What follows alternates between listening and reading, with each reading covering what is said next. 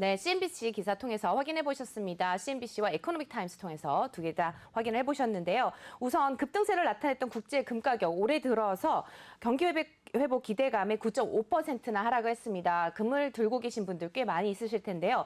왜 이렇게 금 가격이 지지부진하게 나올까요? 네, 우선 앞에서 말씀하셨지만 그동안의 금값의 움직임을 대충 한번 정리를 해보면요. 코로나 사태가 발생했을 때 초기에는 한번 잠깐 폭락을 했었습니다. 그러다가 달러화가 많이 발행이 되고 여기에다가 안전자산에 대한 선호 현상이 나타나면서 8월 달에는 온스당 금값이 2,097달러까지 그러니까 2,100달러에 육박을 하면서 사상 최고치를 기록을 했었습니다.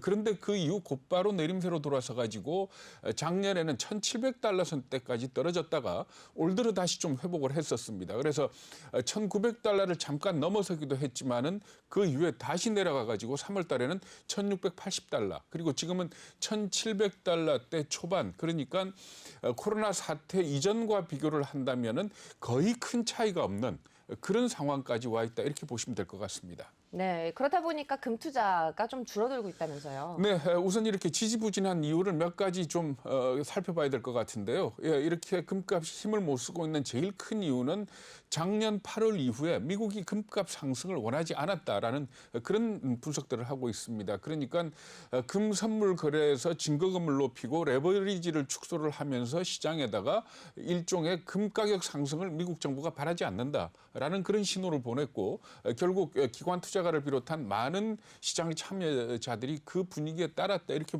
보시면 되는 겁니다. 그리고 또 올해 들어서 같은 경우에는 백신 접종이 속도를 다하면서 안전자산에 대한 선호도가 떨어졌다 이렇게 분석을 하고요. 그리고 또 한 가지는 비트코인이 역시 금의 대체제로 등장을 하지 않았느냐 이런 얘기들을 합니다. 그리고 마지막으로는 미국 금리가 최근에 오르면서 금 그러면은 무금리, 무이자 상품 이렇게 얘기를 하지 않습니까? 그러니까 그렇죠. 금은 들고 네. 있어도 뭔가 이자가 나오질 않기 때문에 미국 금리가 올라가면서 금에 대한 선호도가 떨어졌다 이렇게 얘기를 하는데 사실 비트코인도 마찬가지지만 비트코인은 오르고 있지 않습니까? 그러니까 그렇죠. 이 이유만은 좀 뭐 꼭 그걸 지적할 건 아니다 이렇게 봐야 될 것 같습니다. 네, 그와 반면에 또 국제 은 가격 좀 다른 흐름을 보이고 있다고요?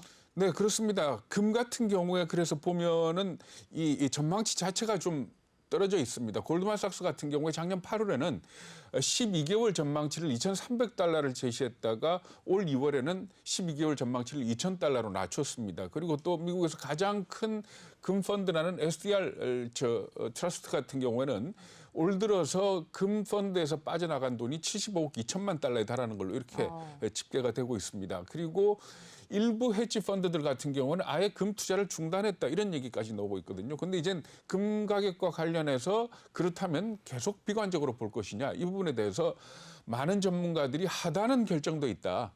왜 그런가 하면은 달러화가 워낙 많이 풀렸지 않습니까? 그렇죠. 그렇기 때문에 네. 대략 지금 현 수준에서 더 떨어지겠느냐 하는 이 부분에 대해서는 그다지 동의를 하지 않는 것 같습니다. 그러니까 1,600달러에 하단은 지지하면서 아무래도 분위기를 봐가면서 좀 반등하는 그런 현상이 나타날 걸로들 기대를 하고 있습니다. 그리고 또 금이라는 것 자체가 역사적으로 유일한 가치저장 수단 뭐 이렇게들 보고 있기 때문에 봐야 될 것 같고요. 은 같은 경우에는 말씀을 하셨습니다마는 금하고 작년의 움직임은 거의 비슷했습니다. 그러니까 작년 8월에 고점을 찍고 작년 그 이후에 한 20% 정도 조정을 받았었거든요. 그런데 은값은 금년 들어서 좀 다른 움직임을 나타내고 있습니다. 그러니까 올해 들어가지고 2월 초였죠. 29달러를 넘어서면서 2013년 이후 최고치. 그러니까 코로나 사태 이후에 최고치를 기록을 했습니다. 그 이유에 대해서는 두 가지를 지적을 하는데요. 하나는 뭔가 하면은 개미들의 반란.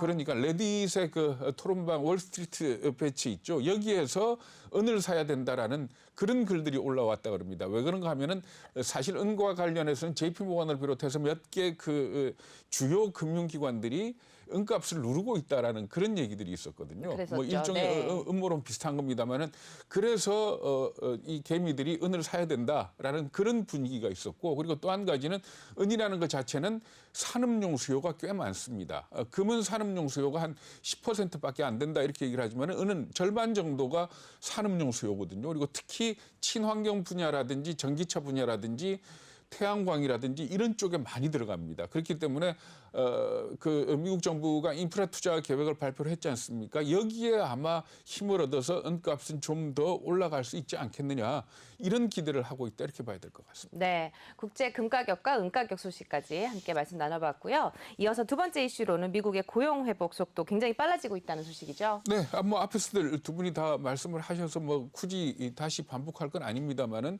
그러니까 그 비농업 분야의 일자리 증가가 예상보다도 한 30% 많아가지고 91만 6천 개가 늘어난 걸로 이렇게 집계가 됐습니다. 특히 접객, 레저 분야에서 많이 늘어났다는 얘기 자체는 그러니까 미국이라는 나라가 경제에서 소비가 차지하는 비중이 3분의 1이라 그러지 않습니까? 그렇죠. 네. 그러니까 결국 이렇게 소비와 관련된 접객, 레저, 술집, 레스토랑 이런 쪽에서 고용이 많이 늘어났기 때문에 경기 회복 속도가 상당히 빨라질 것 같다. 그런 예측들이 나오고 있습니다. 네.